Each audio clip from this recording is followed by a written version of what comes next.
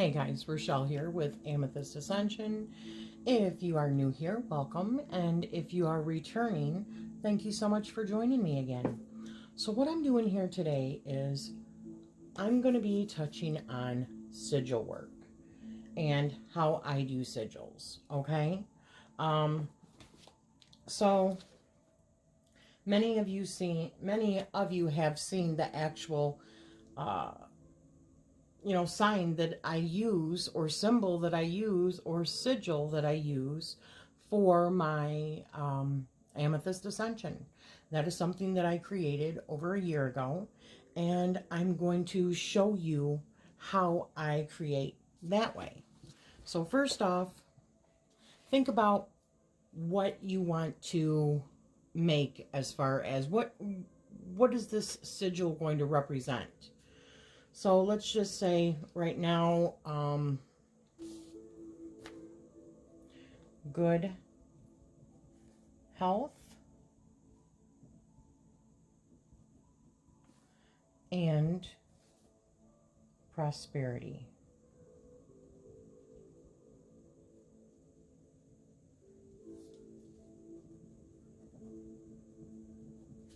Okay, so you see there it is.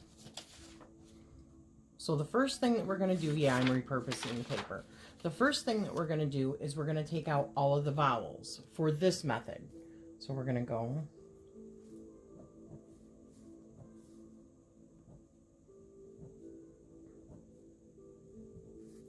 okay, so you can see I've taken all of the vowels out. Now we're going to take out all of the duplicates. So we've got H already. We've got D already.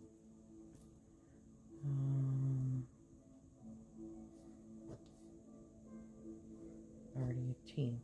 So what we have left, we're going to just go down to the next one. So we've got G, D, H, L, T, N, P, R, S, we don't need that R, and Y. Okay, so that's what we have so far.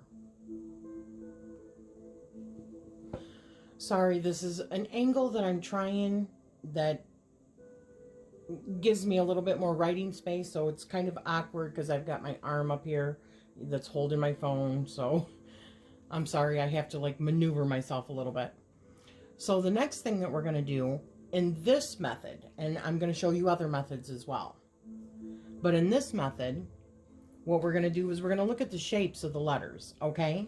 So first we're going to go with how many lines do I have going across, like this. So I've got 1, 2, 3, 3. So how many up and down lines do I have? So horizontal and vertical. So I've got 1 here on the other part of the G. I've got 1 at the back of the D. I've got 2 here. So that's 4, 5, 6, 7, 8, 9. So I've got a total of 9. So what else do I have?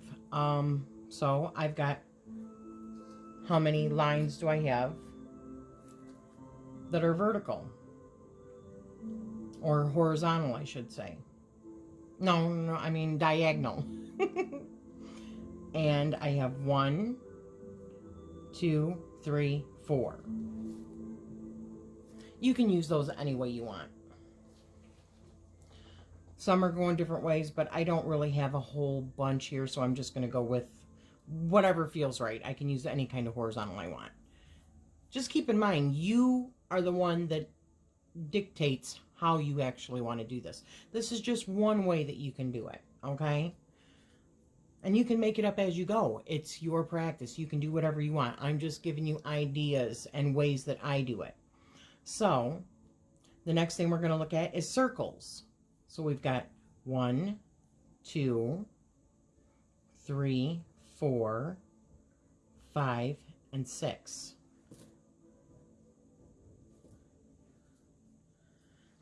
And I think that's all we have now. 1, 2, 3, 4. Yep, that's right. Okay, so these are the symbols that we're working with. Okay, so the first thing that I like to do is put it on a, okay. I like putting my sigils in circles because it's like a Ouroboros, it's like a infinity kind of thing.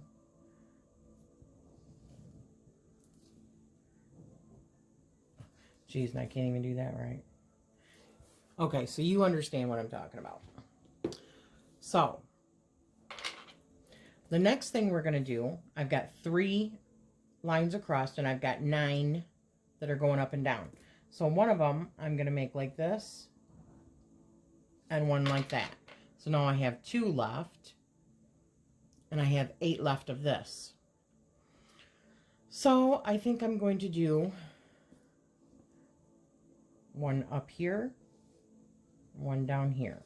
I'm a very symmetrical person. So those are all used up. I have 8 left of these. So let's do 1, 2, 3, 4, 5, 6, 7, 8. So now I have all my lines. Oops. My vertical lines used. So now I have 4 of the diagonals. I can use these diagonals any way I want. So I'm going to go 1, 2, 3, 4. Just like that.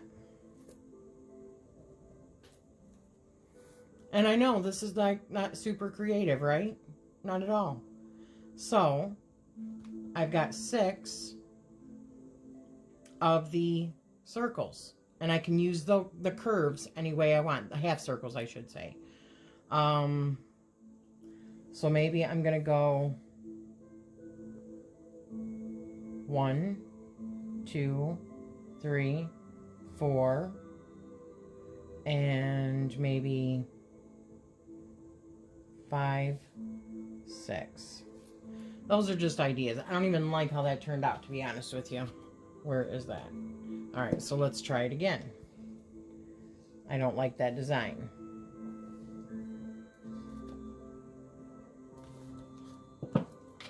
All right, so I'm going to try this again. I love always putting X's in the center. But this time, with my my 6 of those, I think I'm going to do 1, 2, 3, 4. You know what? I'm just going to do it like that. 5, 6.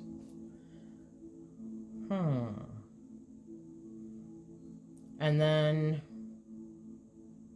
yeah, I don't like that either.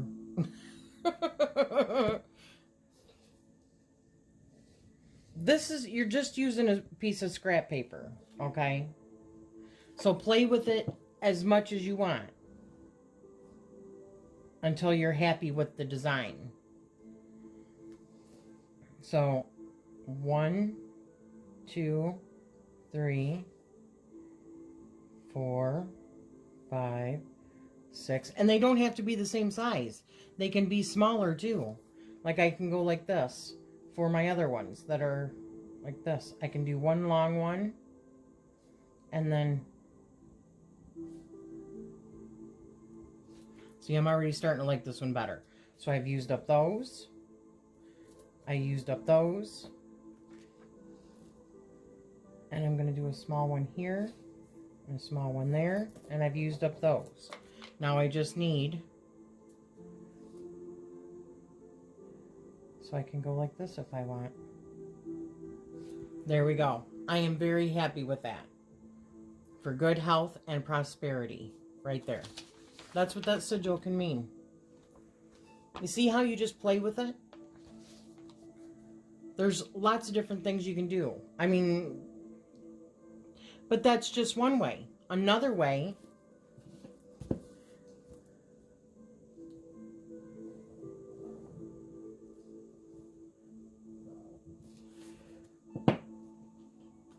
you can start putting some of these together. Like, usually you would want to do this for something smaller. Like if I just did like good health. Let's just do that.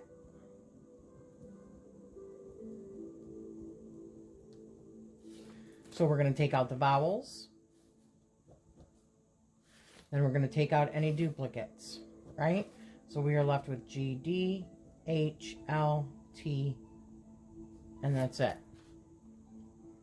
So now I can take like,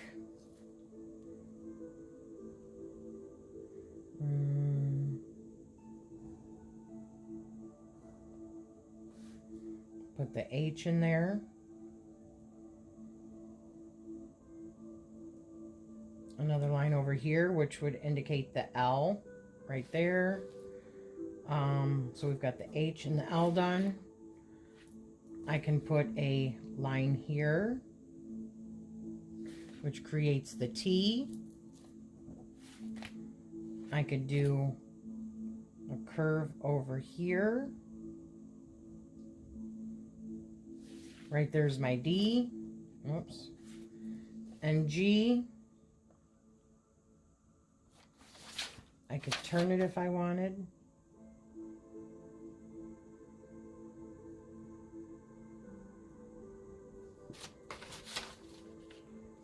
I mean, those are just ideas. I could have started with the G, not had the H in there, and they can be small letters. They don't have to be capitalized. They can be lowercase, however you want to do it. So those are a couple of ways that you can do it. Another way, I'm going to get into another system. So this is how you break down numerology when you're trying to figure out numerology as far as the alphabet. It goes up to, and your single letters up to 9. So you just do right on down the line until you get to Z and put them under. So the value for each of these that comes up would be whatever's over here. Okay? So for instance, this is called a Saturn square. Now I showed you guys, if you wanted to just go from there with like this word, successful, you can. And you would use those, or you would use the word in order to, you know, trace it on your witch's wheel. Okay, or prosperous. This one's a little bit easier because you have a lot of triple letters and double letters here on this one. So this one's a little bit easier. So whenever you start off, you want to start off with a circle. Do your design, go to each one of the letters, because we're not using the numbers in this for the witch's wheel, because the witch's wheel already has the alphabet on it. Starting here, A, B, C, D, E, F, G, all the way, and then skips down here. That's how the witch's wheel is made. So then I want to show you something different, and they're called magical squares. They're planetary squares. So we have Mars, Venus, Mercury, square of the Sun, Saturn, Jupiter, and the Moon. Okay? Each one of these celestial bodies, planets, Sun, Moon, they all have a value, and their value is what helps dictate the size of their squares. So I'm going to show you. For instance, the value of Saturn is considered 3. So in order to make a square, it would be 3 squared. So it would be 9. 3 squared is 9. So then we know that we have 9 squares. From that point on, what you want to do is go, because there are 9 squares, 1 plus 2 plus 3 plus 4 all the way up equals 45. Okay? Then you want to divide that by 3 again, because it's 3 across and 3 down, and it gives you 15. So now when you're looking at your Saturn square, any way across like this is going to equal 15, also diagonally. It's like if you've ever played Sudoku, which I love Sudoku, you've got to figure out like that. But that's how they figure in numerology the different squares. So that's how we have the Saturn square. The next thing you're going to do is choose a word, okay? And this one's not as easy, like I said, because of all the threes. So let's just put prosperous. And the reason that I chose Saturn is because, first of all, as you can see, it is the lowest. It's the smallest of the squares. It's 3, whereas the other ones have more, which means it's more in depth. And I'm only doing brief overview of these types of sigils, and I might go on and do more sigil videos. We'll just call this one like sigil video 1, because there's other things also, which I will just touch on briefly and show you what I would like to get in more in depth on going forward, especially like with retrogrades and stuff like that. You can take planetary squares and you can put seals over them in order to amplify that particular, over the actual square, to amplify that planet's energy in your chart. Or you can do another kind of thing, which is like the spirit or some sort of sigil that you create that goes on it that tries to block that planetary. But when you're blocking a whole planet, you got to remember that you're also blocking good aspects that that planet attributes to you. So I suggest more doing sigils for what you want rather than eliminating a whole planet. And sometimes people would think about doing that like during retrogrades. So Mercury is in retrograde, so you might want to put some sort of symbol over it that's going to try to ban or lessen the effect of the retrograde on you if you put it over that Mercury square, which is right here. And these are the actual squares the way that they're made.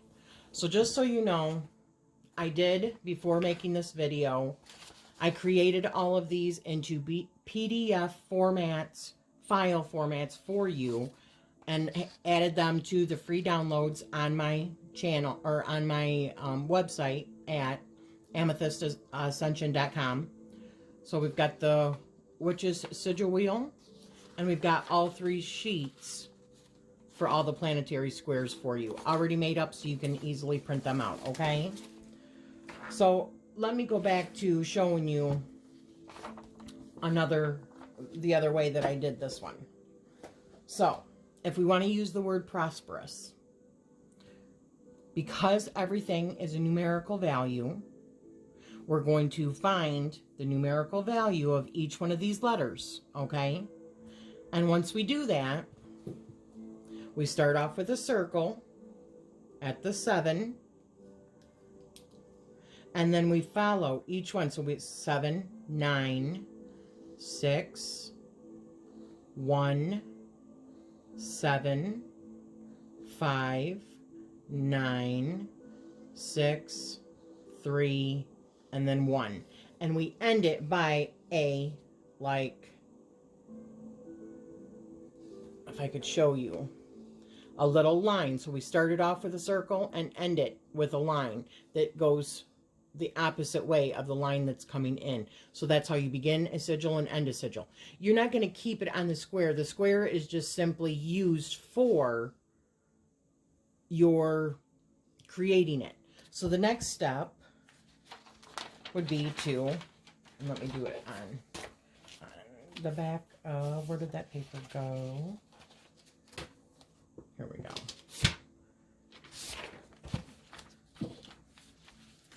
So let me make it again.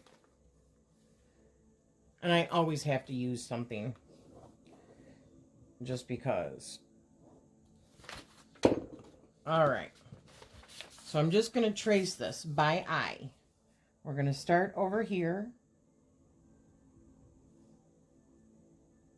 So that we go from 7 to 9 to 6 to 1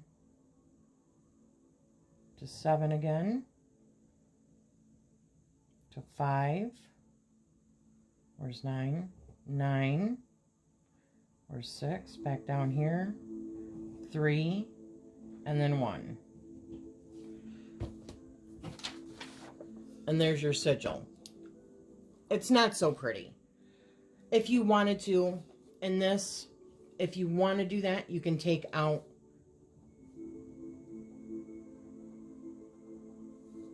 and then your duplicates, and it would break it down even more. See, we don't need that one or that one again.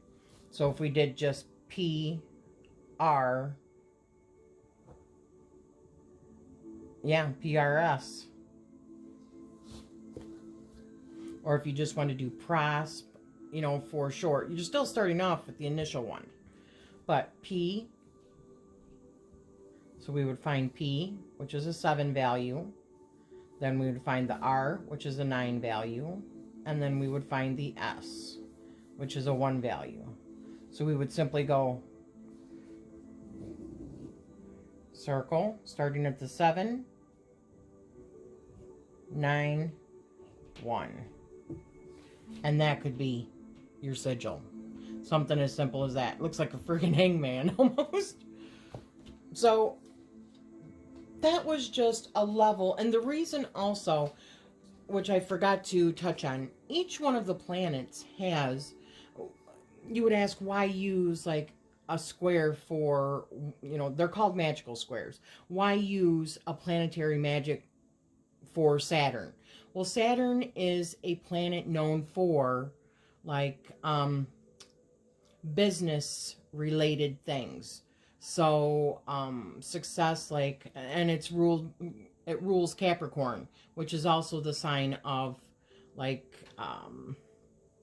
business and career and prosperity. And so you could use it for like banks, real estate, investments, education, like higher education, successful inventions or successful investments, anything like that. Okay. So that's why I put prosperous. But if you wanted to do a different kind of square that's maybe for health or illumination. Now there's a few planets that I have not put on here because I didn't find anything on them. And I think it's because, I think it's because their numerical value is super high, which is Uranus, Neptune, and Pluto.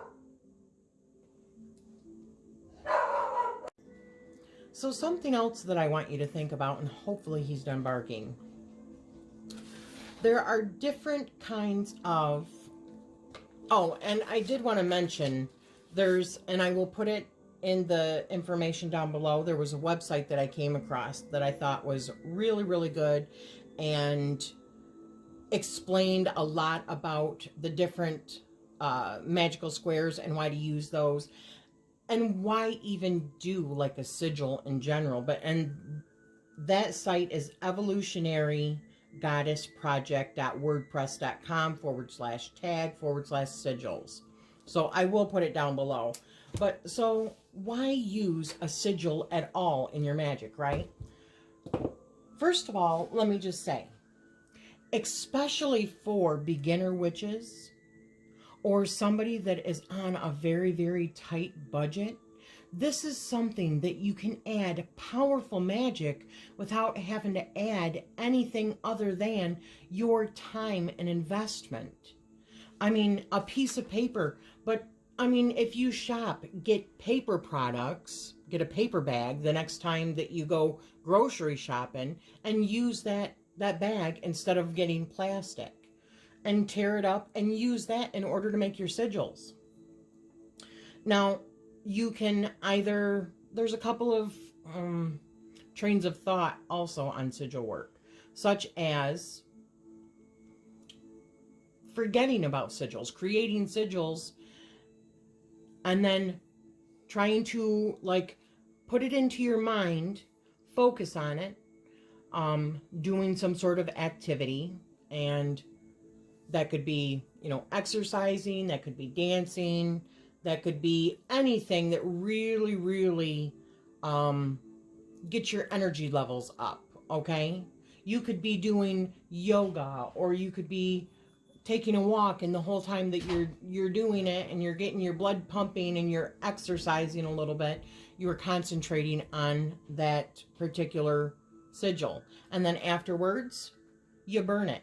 And then you don't ever have it anywhere else again. And you've released it to do what it's supposed to do. However, and it's secret, it's only for you. So nobody else could ever have that kind of power over you. But that's something completely different. I look at sigils different. I like being able to see the sigils and remind myself of the sigils. So I like creating them and using them, and then putting that whole process into my book of shadows, which is supposed to be just for me anyways. So I like using them as another layer, adding on to it. But you can be, let me just say, if you wanted to, because sigils don't even have to be like that. Sigils can simply mean love, right? Or using, which sometimes I do this when I'm creating healing candles and stuff. I will do the power symbol for Reiki, which is the Chukure. So I will use that because it's for healing. So I'll use that on my, subscribe my, or, what's the word? I will put it onto, carve it into the actual candle itself. I think I have a couple over here I can show you. Yeah. Okay. These were on one of my altars. Okay. Here's one. I lined it in crystals, quartz crystals, in order to amplify it, and then I put the Chukure symbol. Just put some glitter on there, and I've got that as a working candle. And then for all the elements, with rose quartz, because I like to do everything with love. So, I mean, those are just simple, easy ways. If you were to go to the Dollar Tree and get, a $1 candle, inscribe it, and there you go. There's your whole magic. And then you've got the fire to put it out there. But I love sigil work just because it is something that you can, sorry, I'm just putting these over here. Sigils are something that you can easily put your energy into, and it doesn't take anything more than your time and effort. And that, I believe, honestly, is like the biggest part of any kind of ritualistic magic. So have fun with it. Use symbols. The other day I put on, what was it that I was doing? Oh yes, the memory and focus. I used the symbol of the planet Mercury because Mercury is known as the mind planet. So by putting my sigil inside of the head part of the symbol, I just thought it was appropriate. So go with what feels right. And I will do more videos on sigil work. And if you have any questions on sigil work or anything like that, or, please show me your sigils. I would absolutely love to see that. I get completely inspired by seeing other people's sigil work and how gorgeous it is, because you can become really creative and just, you can do anything you want. So I hope you have enjoyed this, and I hope to be doing more videos like this, stuff that's helpful for people, and hopefully making resources for people to use in their own magic, because I also believe that building on your own magic with other witches' magic is so powerful. So I am sending you love and light.